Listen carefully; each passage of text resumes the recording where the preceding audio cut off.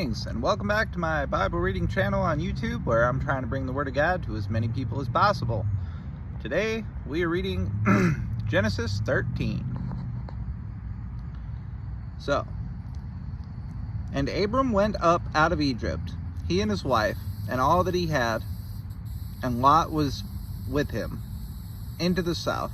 And Abraham was very rich in cattle, in silver, and in gold. Or Abram was very rich in cattle, in silver, and in gold. It's probably not the first time I've made that mistake. And he went on his journeys from the south, even to Bethel, unto the place where his tent had been at the beginning, between Bethel and Hai, unto the place of the altar which he had made there at the first. And there Abram called on the name of the Lord. And Lot also, which went with Abram, had flocks and herds and tents. And the land was not able to bear them, that they might dwell together, for their substance was great, so that they could not dwell together.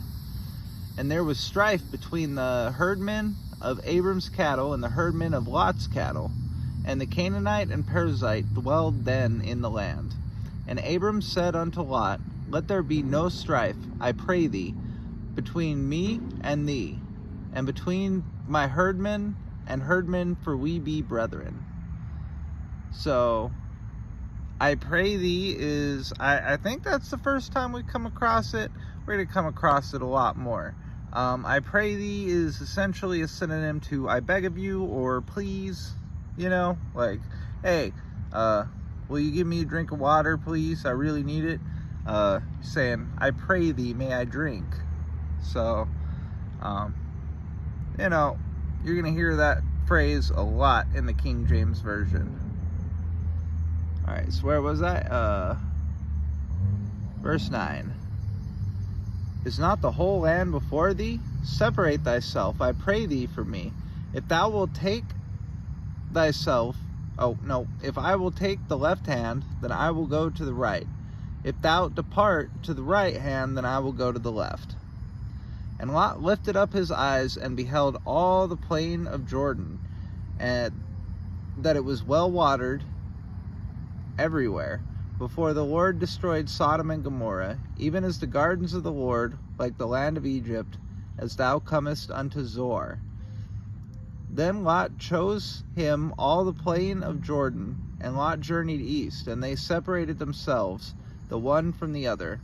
Abram dwelled in the land of Canaan, and Lot dwelled in the cities of the plain, and pitched his tent toward Sodom. But the men of Sodom were wicked and sinners before the Lord exceedingly. And the Lord said to Abram, after that Lot was separated from him, Lift up now thine eyes, and look from the place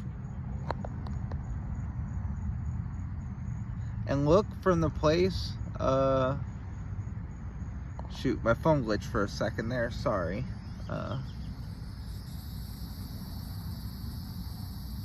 Starting on verse 14. And Lord said to Abram, after that Lot was separated from him, Lift up now thine eyes, and look from the place where thou art northward, and southward, and eastward, and westward.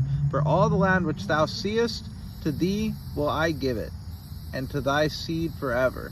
And I will make thy seed as the dust of the earth, so that if a man can number the dust of the earth, then shall thy seed also be numbered.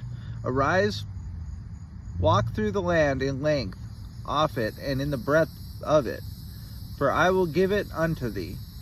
Then Abram removed his tent, and came and dwelt in the plain of Mamre, which is in Hebron, and built there an altar unto the Lord.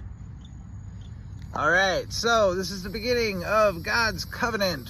It's a wonderful, well, he already had a covenant. The first covenant was the sign of the rainbow from Noah. That symbolized an agreement that God would never wipe humanity again. But here's the covenant of Abram, and his promise is that he'll have all the land he sees, and he's standing in the middle of Israel. So this is the beginning of the Jewish culture, starting with Abram, and then going on into Egypt. So Genesis tells the story all the way of Abram's line, all the way to Israel, who begets his son Joseph, I do believe. Yes, Joseph. I get names mixed up quite frequently. That's one of my biggest difficulties. Though I understand the text fairly well, the characters and placing their names is hard for me. One of my idiosyncrasies. Anyway, so we're going to see God continue to make promises, and these promises tend to be contingent on people trusting in Him and walking with Him, and putting their faith in Him as opposed to themselves, because humans are not the best judges of right and wrong if left to our own devices. In any case, I hope everybody's having a great day, and I will see you tomorrow. God bless.